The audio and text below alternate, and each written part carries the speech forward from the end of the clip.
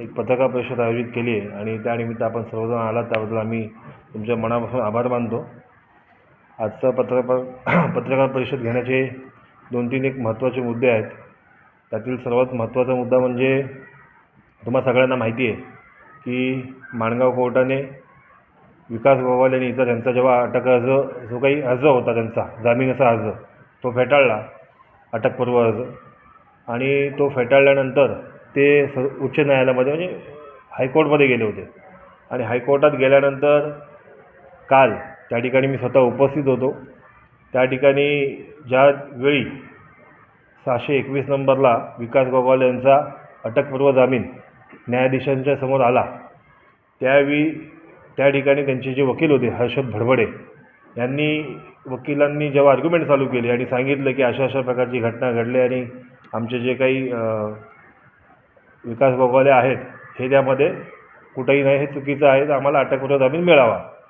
ज्यावेळी त्यांनी सांगितलं की विकास भरत गोगावले नाव घेतलं, त्यावेळी न्यायाधीशांची जी भूमिका होती की एका मंत्री महोदयांचा मुलगा, एका राज्याच्या महत्त्वाच्या पदावरती जबाबदार असलेल्या व्यक्तीचा मुलगा ज्यावेळी अशा प्रकारच्या गुन्ह्यामध्ये निवडणुकीच्या काळामध्ये गुन्हेगारी याच्यामध्ये घडते, त्यावेळी नक्की लोकशाही राज्यात आहे किंवा नाही अशा पद्धतीचं त्यांनी त्या ठिकाणी वक्तव्य केलं।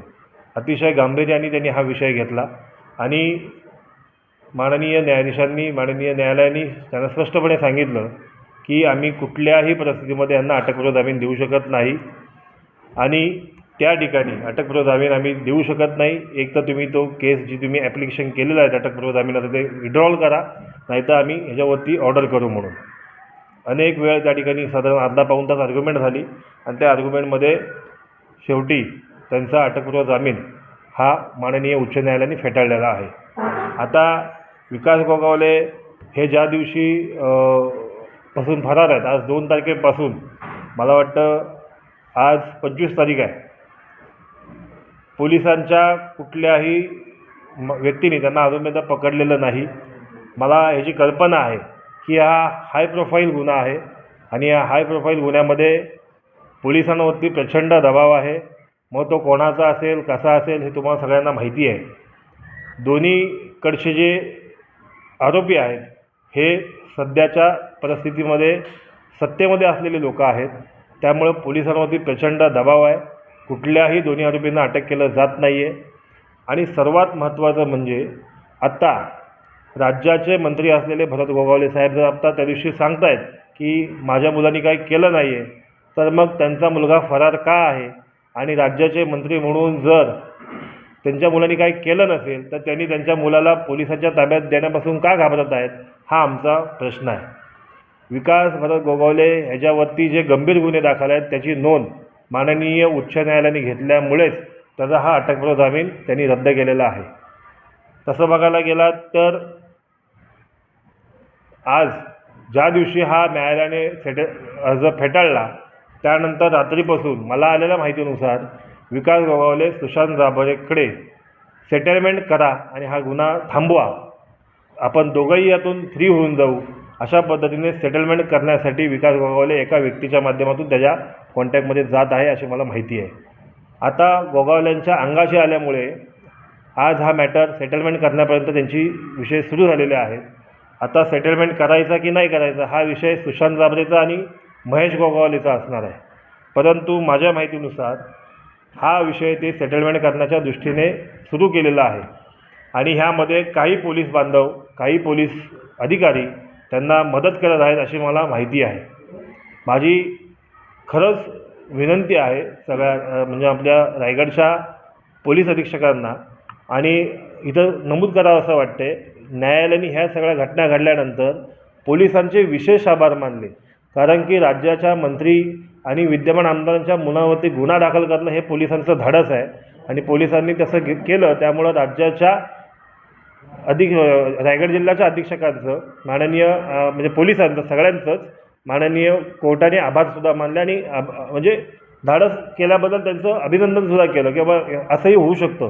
त्यामुळं रायगडच्या ज्या पोलीस अधीक्षक आहेत त्यांच्यावरती आम्ही मागच्या वेळी सांगितलं की आमचा विश्वास उडत चालला होता, परंतु आता आम्हाला कुठंतरी वाटतं आहे की राज्यामधून ज्या काही घटना घडतात त्याचा दबाव माननीय पोलीस अधीक्षकांवरती दिसून येतो आहे.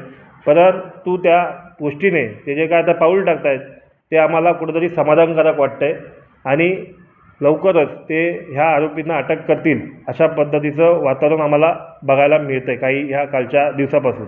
आता मागच्या वेळी मी तुम्हाला सांगितलं होतं की विकास गोगावले आणि ही जी काही टीम आहे ही भेटत नाही आहे पोलिसांना, तर मग पोलिसांना काहीतरी सहकार्य आपण केलं पाहिजे असं मला वाटतं आहे.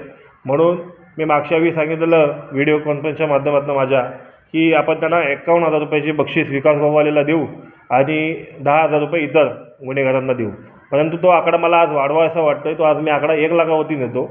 1 लाख रुपये मी त्याला बक्षीस द्यायला तयार आहे जो विकास गोगावलेचा पत्ता सांगेल आणि पोलिसांच्या स्वाधीन त्याला करेल. माझी तर ह्यापेक्षाही अजून वेगळी मागणी आहे की आमदार गोगावलेंनी स्वतः पोलिसांना जाऊन त्याचे कान पकडून पोलिसांच्या ताब्यात विकास गोगावले दिलं पाहिजे की हा माझा मुलगा जरी असला तरी मी ह्या ठिकाणचा आमदार आहे, मी या राज्याचा मंत्री आहे आणि तरीसुद्धा माझा मुलगा जर चुकीचा वागला असेल नसेल वागला तर न्याय ठरवेल, न्यायव्यवस्था ठरवेल, पण तिथं जमा केलं पाहिजे. पण आमदार गोगावले असं करताना दिसत नाही आहे. तुम्हाला सगळ्यांना माहिती आहे 29, 30, 31 रोजी गोगावले कुटुंब हे पूर्णपणे फिरायला जात असतं. मग देवदर्शन असतं, शिर्डी असेल, अक्कलकोट असेल, तुळजापूर असेल, तिकडं जातात. त्या दिवशी पोलिसांनी विशेष लक्ष ठेवावं. हा जो फरार आरोपी आहे विकास गोगावले हा त्या दिवशी तुम्हाला कुठं ना कुठंतरी देवळामध्ये यांच्यासोबत दर्शन करताना भेटेल. पोलिसांनी विशेष लक्ष देऊन याच्यावरती कारवाई करावी. एवढा गंभीर गुन्हा असतानासुद्धा न्यायालयाने याची दखल घेतली असतानासुद्धा अशा प्रकारचे आरोपी भेटत नसतील तर खरंच आम्हाला खूप वाईट वाटतं आहे. त्यामुळं माझी तुम्हा पत्रकारांच्या माध्यमातून विनंती आहे की आपण जे काही बोलतो आहे हे कुठल्याही वैयक्तिक व्यक्तीला किंवा कशाला विरोध नाही आहे.